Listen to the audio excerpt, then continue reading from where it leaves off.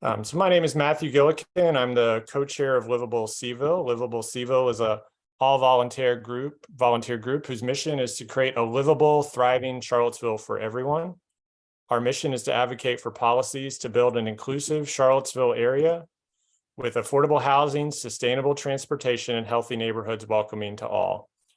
And one of our core values is a belief that housing is a human right. And I think there's so many ways that we could talk about that and think about the ways in which housing is not as accessible as it should be. But I think a space where it is the most transparent is in the area of those who literally don't have a home to call their own. And Charlottesville is in a housing crisis, we would argue, and that is felt the most acutely by our neighbors, our friends, our family members, and some of us who are homeless. And we have found that many people have many opinions on this topic. I think everyone agrees that homelessness is a bad thing and is something that should be addressed.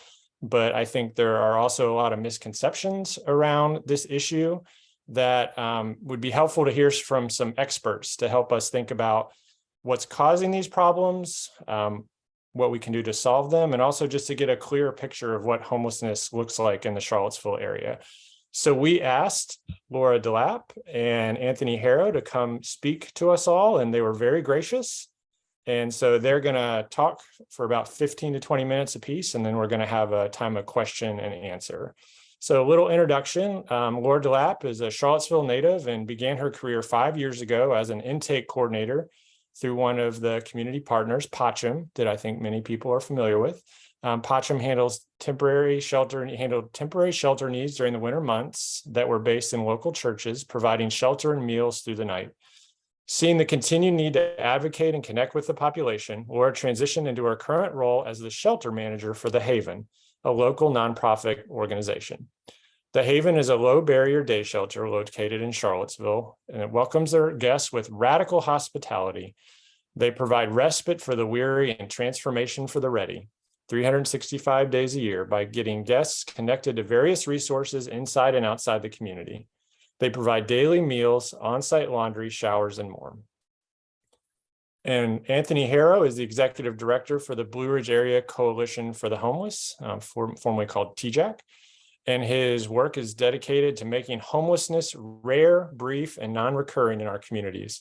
He's been in his role with BRACH since 2017 and has 12 years of experience leading homeless service systems and in homeless management information administration. Anthony believes that finding peace and contentment is everyone's birthright, and that a safe and stable home is an integral support to that journey. So like I said, they're each going to speak for a little while, and then we're going to have a time of Q&A. You all, the way we'll do Q&A is you'll submit questions through the chat. The chat actually just goes to those of us who are leading the meeting, so it's not a free-for-all in the chat, but throw any questions you have. You could even start now, but as this goes along, and certainly I'll be able to pop in with some clarifying questions if needed, and then we'll have about 15 to 20 minutes of talking Anthony and Laura and myself about some other things that you all might be interested in knowing more about. So Laura, I'm going to hand it over to you. Awesome. First, I want to thank Livable Seville for actually hosting this webinar, and thank you all for being here as we discuss from stigma to solutions. The first time that I saw that, it made so much sense. I said, well, what exactly am I going to say? This is something that I could talk about for days on end. It's something that's near and dear to my heart because it affects the community that we live in. And one of the biggest issues that we're seeing is that there are so many stigmas surrounding homelessness. We have people that have their minds made up saying that these folks that are living in the streets are choosing to do so. We have to remember that homeless is not who these people are. Homelessness is their situation for any length of time. It does not define their character. And that is one of the biggest stigmas that we see surrounding homelessness.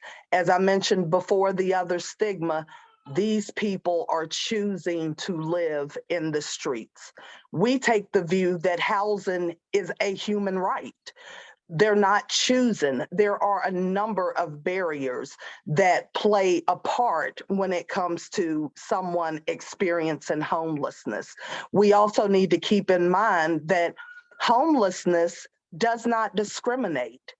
We are seeing folks experiencing mental illness. They are coming out of incarceration or other institutions with no sort of home plans, as some tend to say, burning bridges with families and their households. So no one is exempt from being homeless and put into that situation. There are a lot of things in the Charlottesville area and just doing the numbers on a day-to-day basis that we're seeing. First, a lot of people are not aware of these stigmas, and you can hear it in every day-to-day conversation. I'm not going to give that person money. They're homeless. They're probably just going to go out and buy alcohol or whatever the case may be, not realizing that there are situations that may be out of their control, whether it has been a medical issue come up or a recent diagnosis, or we have guests that have lost loved ones that were unable to go back into that home and are now in a position of being homeless. And in order for all of us to look at what we need to do, we must first realize that we have to change the way that we think. Nobody chooses to live in the streets in 20-degree weather. We have to look at the underlying causes. And not only does homelessness not discriminate, it's multidimensional. There may be 2 or 3 issues that is causing an individual to experience homelessness. The most heartbreaking thing of all of this, when you think about it, is we're seeing men and women standing on corners all day, panhandling, seeking assistance, but we are also not taking a step back and realizing that some of these people are standing on these corners also have children.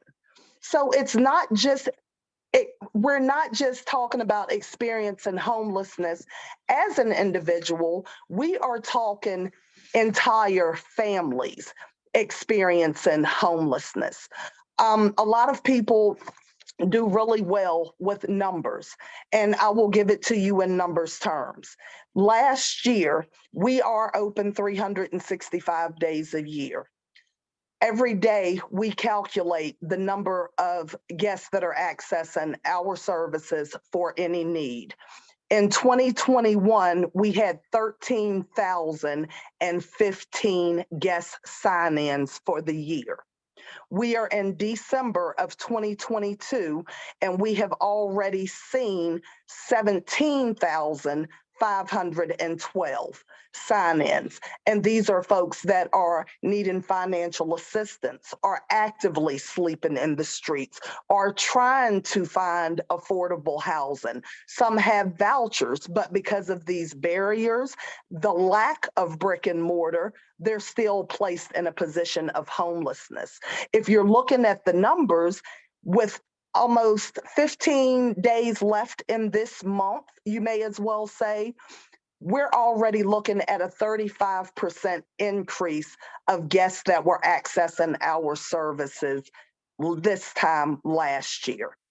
It's disheartening, and the most disheartening part about it is we're seeing more and more women for the same reasons, experiencing mental illness, drug addictions, assaults, various forms of trauma that have now also been placed into homelessness.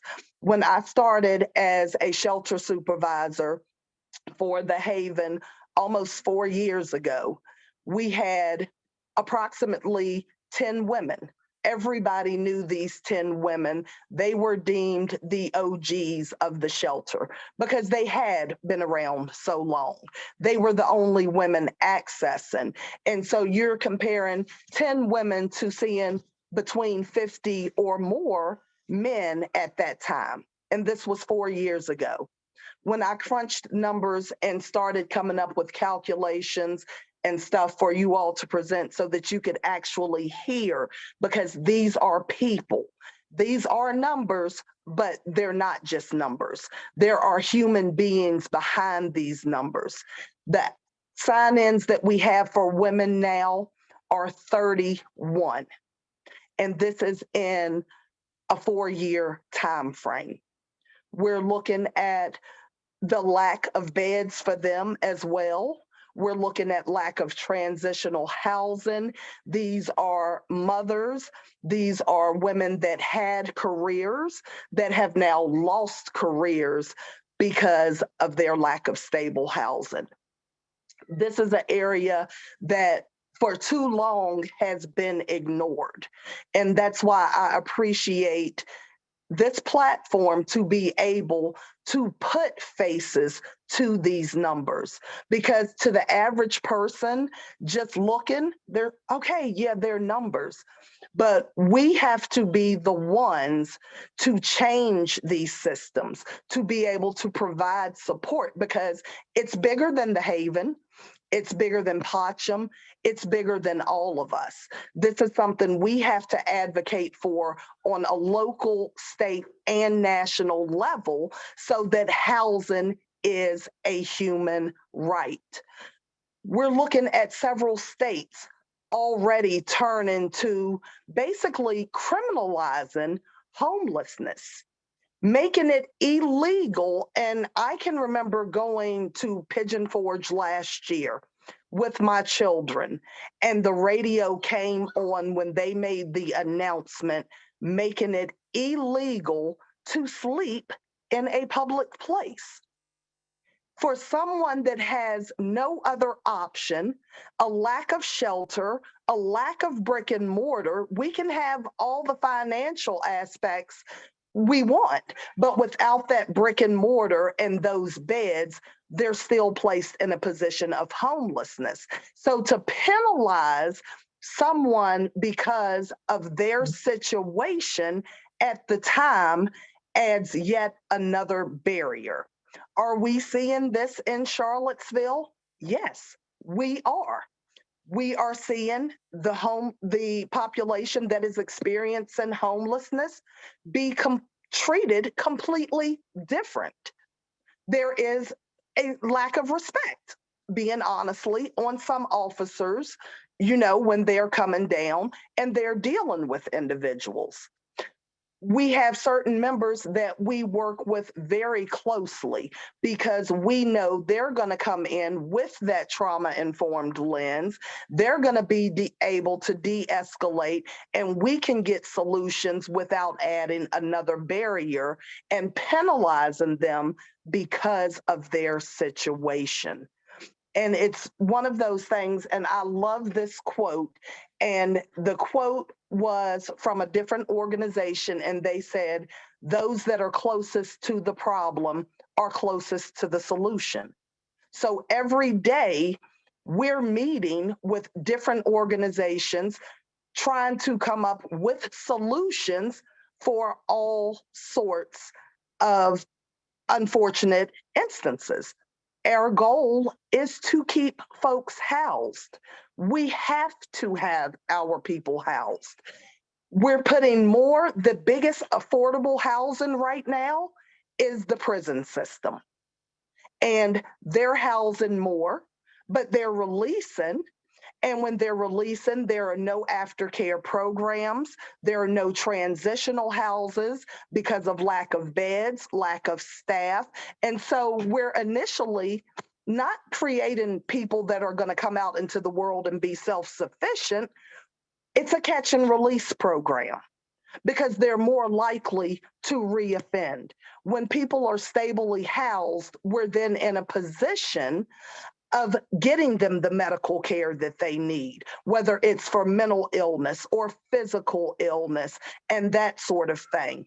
We're spending more money in police calls, having to have individuals removed from properties which are deemed public properties because of their situations. The money that we're spending when we're calling out police, when we're having to detain people and that sort of thing, is money that we could be putting into housing, because it is all coming out of taxpayers' money.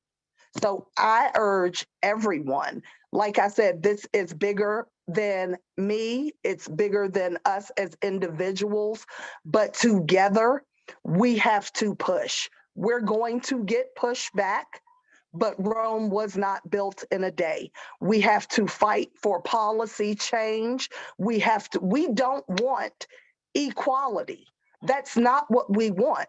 We need all of our systems to be equitable so that Black, white, brown, all around the board have the same opportunities, the same rights to be equally housed, and not use those barriers against them. And I don't want to ramble, so I'm going to turn it over to Anthony. Sorry, because I feel like I'm losing my voice, and he will speak with you all as well.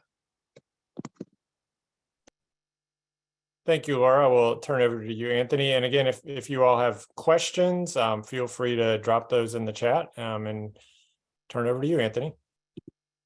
Thank you. Can you hear me okay? Yes. All right, cool. I'm going to share some slides if that's okay. Can you see the screen okay? Yes. Awesome. Hey, everybody. Laura, thank you so much. I don't have much else to add. I think you nailed it. I'll just share a few data pieces and talk a little bit about solutions, and hopefully offer some opportunities for us to think about, for you all to think about, in terms of what do we do? How do we move beyond what Laura's described to a place where homelessness truly can be rare, brief, and not recurring for people in our communities. All right, so what Laura described in terms of a significant increase in people using the day shelter, we're also seeing in our database system. And one of the ways that we try to track homelessness regionally is through the use of a database system. And so that's where this data is coming from. Different provider partners who provide services like the Haven, like Popcham, like Region 10, like numerous organizations in the community that provide homeless services. We use a shared database system, and so that's where this information is coming from. And all data is limited. This isn't 100% the picture, right? But it points, I think it points in the right direction. So at any point in time, there's about 240 to 270 people that we're aware of, at least, that are experiencing homelessness, and that's between shelters or living outside. Over last year, the number of people that we were aware, individuals, was around 412 different people, different individuals that experienced homelessness and used a program. And Anthony, is this in Charlottesville City, Albemarle? What's the... Yeah, great question. So this is actually representative of, the best way to think about it is both regional, but physically, like in terms of geographically, this is largely the city and the surrounding urban ring. But that's a great question, Matthew. So I'll address that right now. Our system of care, our region for services, is 5 counties. It includes Albemarle, the city of Charlottesville, Louisa, Nelson, Fluvanna, and Greene counties. But there are no homeless service providers in any of those counties other than in the city and in Albemarle County. And so what that means is that these numbers represent a regional issue. Homelessness is regional. If you're homeless in those communities, lots of the time you come to the city because there's shelters here, there's opportunities here, there are jobs here, right? That's largely what happens. But we are also missing a lot of information about homelessness in those rural communities too, admittedly. And homelessness looks very different in those rural communities. And I mean, I'm happy to answer some questions about that, but honestly, that's a big gap for us in terms of in terms of having organizations on the ground doing this work in those more rural communities, because we don't have any currently. So, but yeah, great question, and happy to talk more about it as we go. I'm going to move through some of these slides because I want to definitely get to some parts about solutions. But just a description, 23% of adults reported experiencing domestic violence at some point in their past. And this is again of people who had experienced homelessness and received some type of service through our system of care in 2020, up until basically today, or a few weeks ago, technically. 45% of adults reported experiencing a mental health condition, and this is all self-reported as well. 42% reported a chronic health condition, and 29% of adults reported some type of physical disability. So, lots of people with physical, mental health issues, chronic health issues in the homeless population. About 30% identified as female, and close to 70%, about 68% identified as male. With transgender, 1% of people identifying as transgender and 1% identifying as no single gender. And that's all also, like I should mention, artificially low, because we do not have any programs that specifically provide services for LGBTQ populations. And so because of that, we know that, from nationwide data that produces artificially low numbers of people who identify that way. So likely an undercount. In terms of race, 48% of people identified as Black or African American, 44% identified as white, and 8% identified as an other race. Clear overrepresentation of people who identify as Black or African American in the homeless population, significantly over the general population, but even over the population of people who are in poverty. A little bit about age ranges. A trend we've seen is definitely aging populations, especially over the last year with COVID. So you can see some of the largest groups of people were 55 and up. So this is an interesting one that I want to hone in on to, which is that of the people who experienced homelessness this past year, 70% were not in our database system for the previous 2 years, meaning that they were basically new to homelessness in our community. But 30% were not, and 30% represent people who have been homeless multiple times in our community, longer term homeless. It's something we usually consider chronically homeless, as it were, which is to describe someone with a long history of homelessness and a disabling condition. But this is significant because I think this sometimes flies in the face of some of the stigma that Laura talked about, which is, most people, they're falling on hard times. Something came up. This is their first time that they've been homeless in our community, that we can tell. I mean, and this is also based on data. This isn't self-reported. They did not show up in our database system for the previous 2 years. So there's something, it's really important for that to be understood.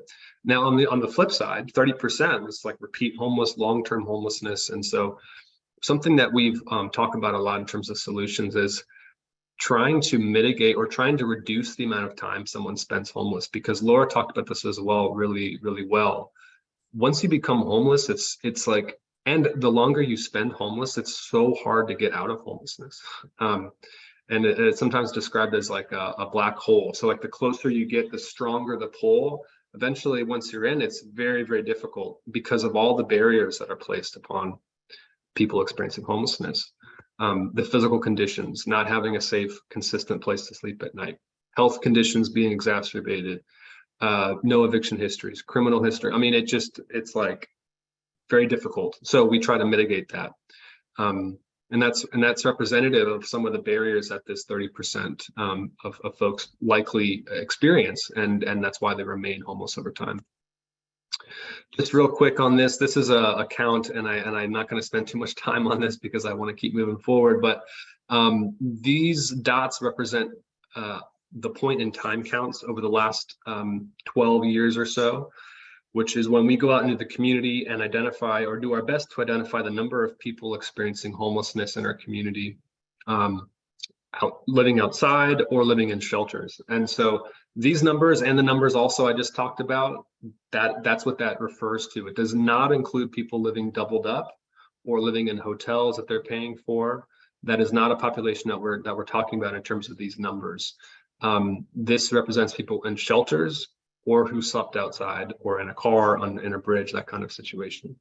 And you can see from 2021 to 2022, just like Laura was also talking about the increase that they've seen at the Haven, we saw a huge increase in the number of people who were sheltered in our community from 2021 to 2022. And this is basically a direct result of the pandemic, of the needs that were increased because of the pandemic, but also because we had extra funding to be able to provide shelter in hotels for many people who needed it. And you can see just a historic increase. That's what that orange line represents, is people in shelters. So we are unfortunately in the midst of a very significant increase in people who need shelter, need help because they're experiencing homelessness. This is the number of chronically homeless persons that we've identified over time. And,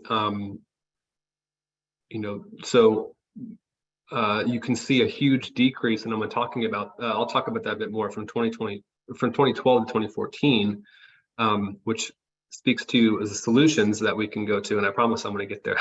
But this is really important because we have local programs that address chronic homelessness very successfully. We just need to scale them up. So that's kind of the theme that I'll be getting to. So what does this mean? And where can we look to some solutions? And so limited housing options, just like Laura was talking about, has had a huge impact on our homeless system of care. And this is one of the data points I think is really important, is that so far, 162 days was the average time that someone spent in an emergency shelter in our community, which is a long time, especially when you consider that it was 50 days in 2019 before the pandemic. So because of the pandemic and the effects on the housing market, there are very few places for people to move out of homelessness and into housing. And so what happens as a result is we have more people need shelter, and we can continue to shelter individuals because there's no housing for people to move into, and then they spend longer in housing as well as a result. This is not a good thing. we need places for people to move out of shelter into housing, so that new people, when the crisis hits them, they can move into those empty shelter beds. But that's not, unfortunately, what we're seeing because of the limited housing options. Other thing we know from our data is that permanent supportive housing works. And like I was showing you before, this graph of chronic homelessness, the Crossings opens in 2012. And in the 2 years after the Crossings opened, our chronic homeless population decreased by 50%, which is huge. And as you can see, it kind of fluctuates a little bit, but it's on an upward trend since then, because we haven't had the same injection of permanent supportive housing resources or units since then. And that permanent supportive housing is basically subsidized rent and supportive services to help people who have been homeless be able to pay for housing, have a safe, stable place to call home, to sleep at night, and also some support to make sure that they can, get needs met and stay housed as best as possible. It works really well, and we're blessed to have the Crossings in Charlottesville and downtown Charlottesville, and we need more of it. So some of the solution, yes. Did the number of chronically homeless people in Charlottesville drop when the Crossings opened? Was it essentially the equivalent to the number of available rooms in Crossings? It was. The Crossings had 76 rooms. I mean, maybe we don't get to 0, but we would have gotten to pretty low in all likelihood. Is that your guess? Yeah, absolutely. I mean, yeah, what you mentioned is actually kind of, it lines up with the data surprisingly well, but there are 33 or 35, I can't quite remember, but 33 or 35 units at the crossing set aside for people who are chronically homeless. And that's like almost exactly what we see in the data, is that after those 2 years, it fell by that exact amount. Now, bright news is that, you know, Virginia Supportive Housing, who developed and manages the crossings, is developing a new permanent supportive housing program at, you know, up on 29 in the Premier Circle, at the Premier Circle location. So that's going to be really important, and it's a huge thing that's coming down the line, and we need more. It's, you know, we are going to need more permanent supportive housing resources in our community.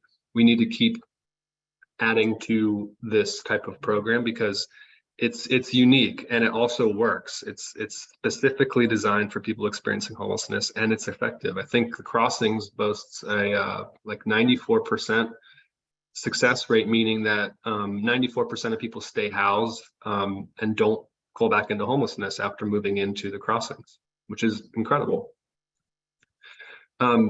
So one thing, so some solutions, permanent supportive housing, key solution. We need to develop more of it. We also need to develop resources like that are basically, you can use scattered site, it's called, or we can use existing units in the community, help people pay for rent, and then provide supportive services in those units just in the community. That's what we call scattered site. We also need some programs like the crossings that are just full, you know, developments that are dedicated to the issue. We need both of those types of things. But in our current housing market, there's so few units available. If we had a lot of rental assistance, we wouldn't be able to use it all because the units are limited, and that's a problem. And that's why we need to do both. We need to build more units because just having access to rental assistance isn't cutting it.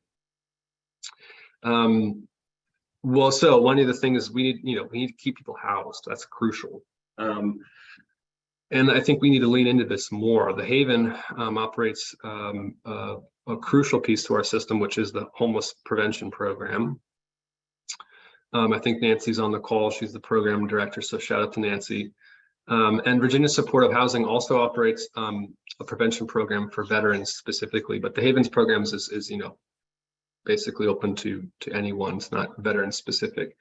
And so it's 99% successful in you know, diverting people from homelessness. So prevention is great because it's successful, it works. And also, as Nancy, I think, has said, the cheapest housing is the housing you've got. So if we can keep you housed, that's going to be better for you and for the community, because once you become homeless, now you have to pay application fees, security deposits.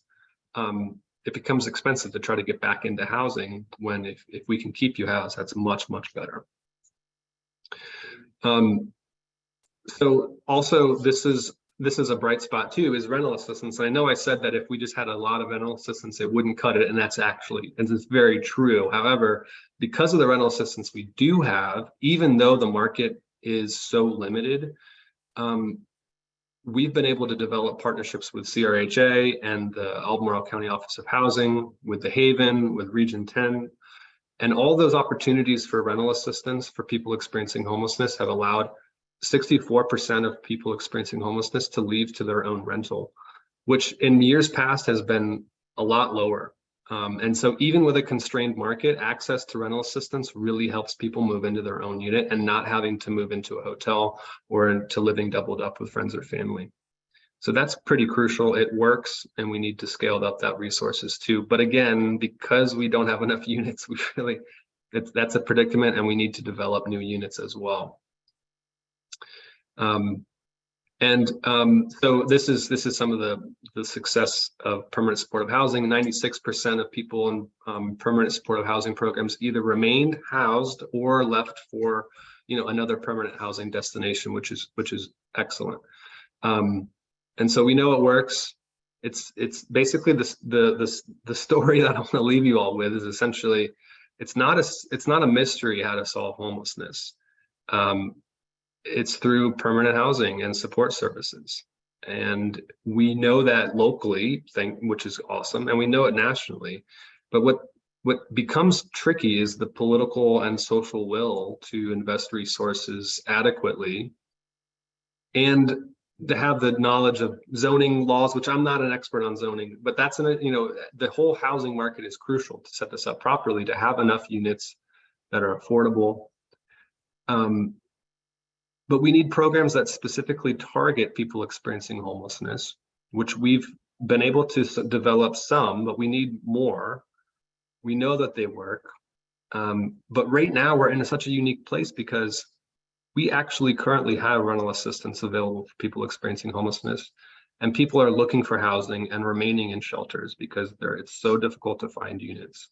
And I always wondered about this day, like, would there be a time where we were able to get enough rental assistance for people that it would kind of saturate the existing housing market? And we're there, and it's so frustrating because we have access to rental assistance and no units to help people move into housing. So that's the predicament we're in. And so it's like, we know the solution, but getting there is tricky to build. We need to develop specific housing units for people experiencing homelessness, but we also need to do things that I don't have all the expertise on in terms of zoning and anything else that to advantage affordable housing in our community is going to affect homelessness, because we need units.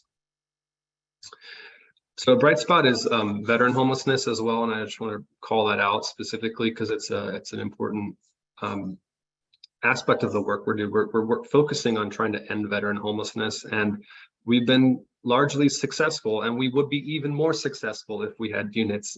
We used to have around 20 to 25, 30 veterans in our community at any point in time. Right now we've got, well, it's actually larger than this. It just grew recently, unfortunately, but it's 12 or 13, which isn't too much larger. But each of those veterans has a housing plan, meaning access to rental assistance, and many of them have had it for quite some time. And so again, another example of, we have resources available, and we could end veteran homelessness if we had units in this community, which is pretty awesome. So last thing I'll leave you with is that homelessness plus X equals not homeless. And so maybe in the QA section, someone can chime in to answer this, but well, actually, I'm going to give you the answer. So solve for X. X is home. Again, the solution is simple. Getting to that solution, though, is complex. It's incredibly complex. And like Laura said, we all need to work. We all need to work towards it. I think another thing that I want to leave you with is that beyond the fact that we know permanent supportive housing works, we know rental assistance works, we need to scale those resources up. The other important thing to think about too is that homelessness is a symptom of a housing ecosystem that is not healthy. We are a part of a community, we are a part of a housing ecosystem. And when that housing ecosystem isn't balanced properly, when there's not enough housing for people at each part of our community, from people that make a lot of money to people that make, average median income to people that make under median income, it all puts pressure on people who have no resources at that moment for housing. That's who is experiencing the greatest pressure from an unbalanced housing ecosystem, is people experiencing homelessness. And so that's an important thing to keep in mind, is that homelessness is a symptom of an unhealthy ecosystem, and we do need to focus on developing more housing in general, affordable housing, because it will affect homelessness.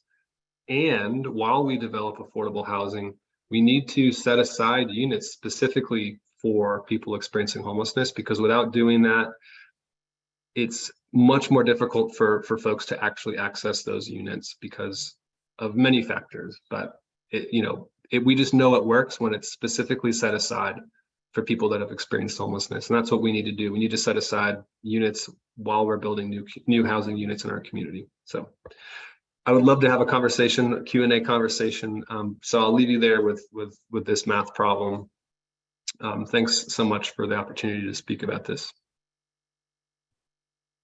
All right, thank you very much, Anthony. I'm getting a number of questions coming in, and I'm going to start tossing them out at the two of you. So Let's start Livable Seville. We're a practical group, just like you, Anthony and Laura, are practical people. What are specific policy solutions the city or the county can pursue to address these issues? Like if you had, if you could wave a wand and conjure up 3 votes on council tonight for, say, 1 to 3 changes, I guess you'd have to get 4 votes in the Board of Supervisors in the county. What would be the specific things you would want to see happen, whether it's money, zoning changes, housing changes? What would you want, Laura and Anthony? So, Laura, you want to take it? sure. I have to agree with Anthony. Money and zoning. We are seeing a lot of hotels going up on every corner of Charlottesville. And I'm not understanding the difference in an apartment building and an hotel. And then you always hear, well, it's zoned for commercial use. We can't use it for this. Or the community is having issues because there's going to be more foot traffic and that sort of thing. So definitely looking at the issues as it pertains to zoning in the Charlottesville area. Yeah, and I would completely agree with that. And I'm not an expert on the specifics of that, but there are great experts in our community that know a lot about this and have made some great advocacy for city council. So I'm sure there's groups that you can connect with that are working on this, like Habitat and PHA and FAR and Click. What I would add is other incentives for affordable housing, and the city has put a lot of money into like the Affordable Housing Fund, the CAF, which is fantastic. I would increase that amount that they would put towards it. These affordable housing developments need support from local governments to leverage low-income housing tax, millions of dollars in low-income housing tax credits and other programs. But that local investment of funding to make these new developments work is required, is crucial. And so those funds need to grow, frankly. Yeah, funding can go quite a long way when it turns out. And so we need to set aside funds for new development, and also set aside funds for homeless services in general. To help and work with people who are currently experiencing homelessness, because developments take years, but we have people right now who are experiencing crisis, and we need to scale up our resources. We're currently working to identify additional year-round emergency shelter units, beds, and we would love support from city and local, and county governments for that. So increased access to funding for homeless services in general is also something I would say please vote for. So you're muted, Matt. I'll note too that the city is talking about its capital budget for next year, and the way what's currently proposed is essentially a flat amount of funding for the Charlottesville Affordable Housing Fund and the Charlottesville Supplemental Rental Assistance Program. So, I think Livable Seville has advocated actually in a letter we sent last week for more funding for those things. And just to kind of reinforce what you're saying, we have a lot of people doing a lot of good work, but there does need to be more money to help make some of these things happen. And I'll mention too, along the topic of zoning, which is something I'm and Livable Seville are very interested in. You all kind of consistently brought up that we can't find enough homes. The market is constrained. We have, interestingly, the funds to get people into places. And it seems like that is a consistent theme within cities that have higher levels of homelessness, is that they also have these very constrained housing markets. And I think one thing that's exciting about the Seville Plans Together process and the comprehensive plan, and where this is trying to go is that we're actually trying to make it possible to build more housing in Charlottesville, which should help a lot of people in a lot of ways. It's very interesting that this upsets a lot of people. And this has been very controversial. And I think that it's helpful, I think, to help people see that the realities of a very constrained zoning code play out in these very practical and very harmful ways to certain people in our community. One last thing along those lines, I know a few years ago, there was a possibility of a Crossings 2 happening down on Avon, kind of right by Belmont. And there were a few barriers to making it happen, but one was simply that the zoning code didn't allow it to happen easily. And so it was actually pulled from discussion because it was going to be too cumbersome to go through a rezoning process fast enough to access the funds. So that's certainly something with our new zoning code that hopefully we won't run into those kind of barriers where we have a good idea, we even have money to do it, but then the zoning code doesn't allow us to have nice things. Yeah, that's crucial. I'm glad you brought that up. And I have to shout out the county, the Albemarle County, because in the height of the pandemic, our partners at CACF and Piedmont Housing Alliance were able to and Virginia Supportive Housing were able to come together and actually purchase, the hotel on 29, the old Red Carpet Inn, and that needed zoning to happen really quickly for us to, take advantage of that opportunity. And it worked. It went through, and that was a result of a lot of great partnership between the county and those teams. And so, having that flexibility is what you need to take advantage of things when they go on the market. So I'm glad you brought that up. All right. So next question is a very big topic that we'd like to maybe kind of somehow do in a quick fashion, which is the dynamics of policing and homelessness. And I think that if you go through even recent Charlottesville history, there is a common approach, at least in some people's mind, and even amongst policy recommendations that have been made, that the way we solve homelessness, particularly around the downtown mall, is to increase the police presence. And it's often kind of described in a euphemistic way of, vagrants and things like that, but we kind of all know what is being said. And I guess I was hoping, Laura, you could comment a little bit on some ways that people can think better about that topic and be more aware of what police encounters can look like for these people and how it can impact them. Definitely. We've had a couple of situations. This was, like you said, this is a very hot topic, given that the majority of our population accesses downtown for shelter. They will sleep on the grate because in the winter, it blows hot air. The summer, it blows cold air. What we're seeing is, like you're saying, we had calls a couple of weeks ago from guests coming to us and saying, we were ran out of the park last night. And I said, what do you mean you were ran out of the park? Police had approached a group of individuals that had been seeking shelter in the park, mentioned to them that there had been a number of calls about someone harassing them, stealing cell phones, that sort of thing, and that there was now a curfew being enforced in the park. Several guests were saying the same thing. Well, we weren't bothering anybody. This is a public place. And yes, there is a curfew.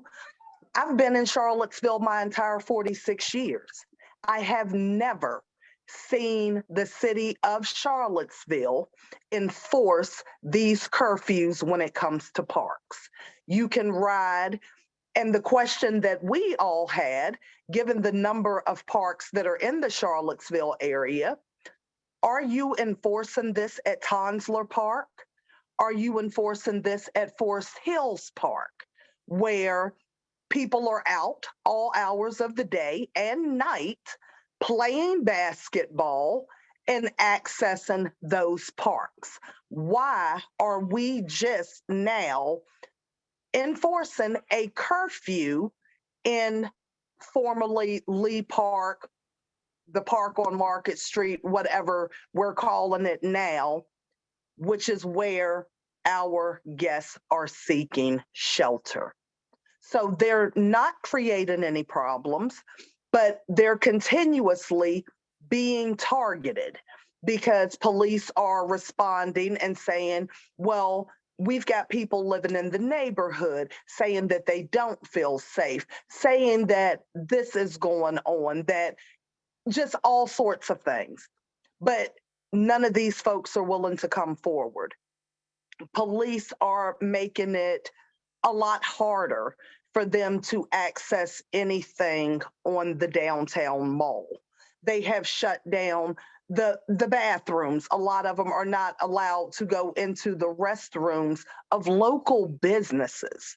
These are human beings that should still have that dignity of they're already in a situation of homelessness, of now being placed in a position of having to use the bathroom outside, being penalized because of their situation, but they're not offering any solutions. And this is another area where they too need more training because they're also helping to create this stigma when it comes to homelessness and vilifying it. This is not their character. We have former, doctors, we have a former nurse, we have people from all walks of life, and the police treat them as if they are criminals. You can see from the moment the police begin to interact with them how differently they respond to other people. And it's especially bad in the downtown area because they don't realize a lot of these individuals are already experiencing some sort of trauma at the hands of police officers or being incarcerated. So for them to walk out into an area where they think they can be safe and to see 5 or 6 police walking down the mall with bulletproof vests on, immediately walking up with their hands on their guns is a trigger. And the minute that these individuals act out, they're being thrown into the back of a police car, not realizing, hey, there is an issue here. Let me see how I can help be a part of the solution and not part of that problem. And it's not all officers, I will give you that. There are a select few that we love to work with because they understand the treatment is completely different. They're looking at it through that trauma-informed lens and not through that law enforcement lens. Thank you. That's great. Hopefully with a new police chief coming in soon, who at least is talking a big game about trying to develop positive relationships with community members. I hope he swings by and talks to you, Laura, his first day in the job so that you can help set him straight. I'm not sure he wants to do that. I'm Yes. sure my coworkers will tell you the same thing. I just wanted to add real quick too, to support what Laura's saying is that, criminalizing homelessness it just doesn't work. It's a bad idea. Just don't do it. I understand the appeal. Maybe it's like I don't know. It's like dealing with a symptom, but it's like, it doesn't solve someone's homelessness. And it's just don't do it. And the other part of it too, which makes it tricky and, is like officers are, also, like Laura said, like not really trained or like have the connections to properly address people who truly need like mental health crisis intervention and resources for mental health issues. So that's like a state advocacy thing, as far as I can tell. Our mental health system is severely underfunded, and we need you know, that we need more resources to address that issue. And it's like, it's being placed upon, you know, other community workers like police officers and EMS workers, when really we need a more robust mental health service system. And can I say one final thing to piggyback off of what Anthony is saying? We have to realize that adding police for safety is fine. However, these individuals that are experiencing homelessness are also a part of this community, and they too have the right to feel that they are safe and not being targeted. So if we're going to address safety as it pertains, because you know, John Doe called and said he doesn't feel safe, they're in the parking garage or they're in this place, we need to consider that these are still people. And have when it comes to these individuals. Let's not make it safe for some when it's convenient. Let's make it safe for all, because we are all a part of this community.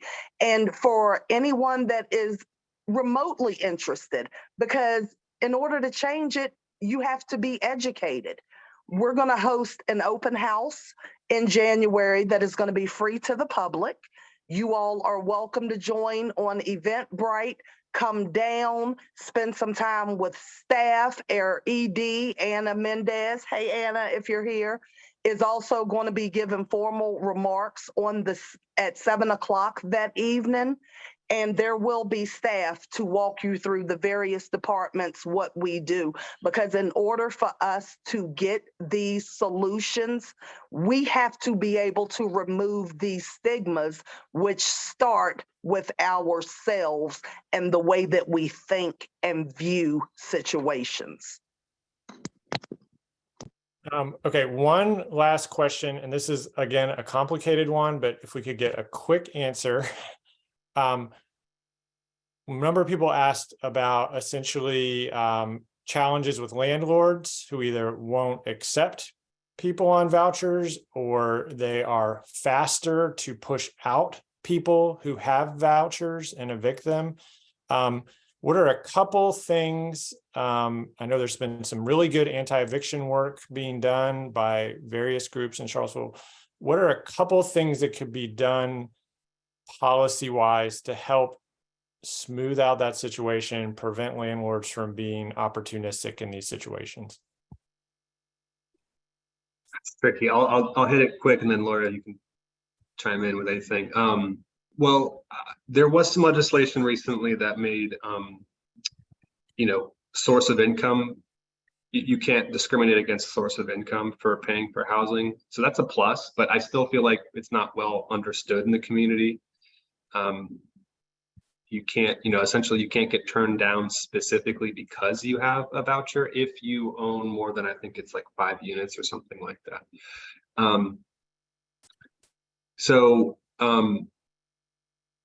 The other thing, I'm not sure it's policy per se, but it's, I think we need to better understand concerns from landlords and work to just specifically address those directly in partnership. And, you know, that's not to say, you know, there are slumlords out there. You know, I'm just talking about how we need to really focus. I mean, it's a business for people, and we need to understand how to work and partner better. And some of that is helping people understand, you know, better. There's some successful practices out there nationwide, which are risk mitigation funds, being able to offer security, you know, extra security deposit assistance, essentially for people. And what these do is they actually help address the stigma, because a lot of these programs that have these risk mitigation funds hardly ever actually tap into them because they're not needed. It's like people are just like renters like everybody else, most of the time. So that these rental, these insurance programs hardly ever need to get used, but they help overcome that stigma, which is what we want. We want to build positive experiences for landlords working with people who may have been homeless in the past, but we need to get over that little bump of fear. And sometimes those incentive programs and risk reduction programs can be a great tool. Stop there. Laura, do you have anything to add? I totally agree with everything Anthony said.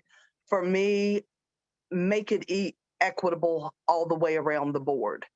Why are corporate properties going by different guidelines than private? That's always been one thing that I've never understood, how private landlords can pretty much pick and choose what they want to do, their criteria, that sort of thing. I feel like rental properties, whether they're privately owned or whether it's, someone, a company, should be the same all the way around the board. They should have that same criteria. That's the only way we're ever going to be equitable when it comes to housing. And I'll add that Nancy Carpenter, who I think I know the two of you are big fans of, I'm a very big fan of as well, recommended calling the Virginia Poverty Law Center if you or someone you know finds themselves in a situation where they're not being treated fairly by their landlords. All right, well, we are going to wrap up there. I think that was excellent. I'm very grateful to both of you, and I'm so glad to hear you kind of highlighting a number of the ways that this issue and the people who experience homelessness are thought of incorrectly. And that, as it turns out, there's essentially one solution, housing. And we as a community need to be making efforts on multiple fronts to make sure we have enough housing, to make sure people can stay in housing, to make sure that there's housing for the different situations that come up. And this is an issue that hits people in a myriad of ways. So it's not just one way that this can be put someone either at risk for homelessness or to experience homelessness.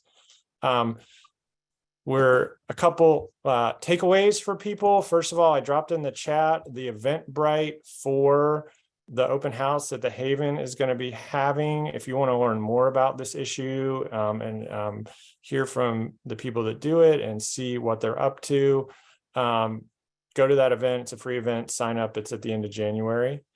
A second thing you might want to consider doing is that next week on Wednesday, the Haven will be hosting the Homeless Memorial Vigil. It's an annual event that happens all across the country that gives communities a chance to pause and remember those from within their community who died while experiencing homelessness. It always occurs on or around December 21st, the first day of winter and the longest night of the year. It's an opportunity to acknowledge and stand with those who continue to experience homelessness. This will be happening in the Haven Sanctuary space off of downtown. It's a vigil, and the event is built around silence. The word vigil means to keep watch or to look out for. All are welcome to join. That's next Wednesday at 3 p.m. in the Haven Sanctuary. I think that would be, if you're able to attend that event, I highly encourage you to do that. And I think just talking about that event is a way of highlighting that some of these policy decisions are literal life or death for some of our neighbors in our community. Final thing I'll say is pay attention. Livable Seville is trying to advocate for policies that will help address this issue. We have a newsletter that goes out about every month that gives you practical ways to get involved. Be on the lookout for that, and feel free to email livableseville@gmail.com. And this event is being recorded, and we'll have it up on YouTube and on social media within a couple days. Thank you all very much. Thank you very much.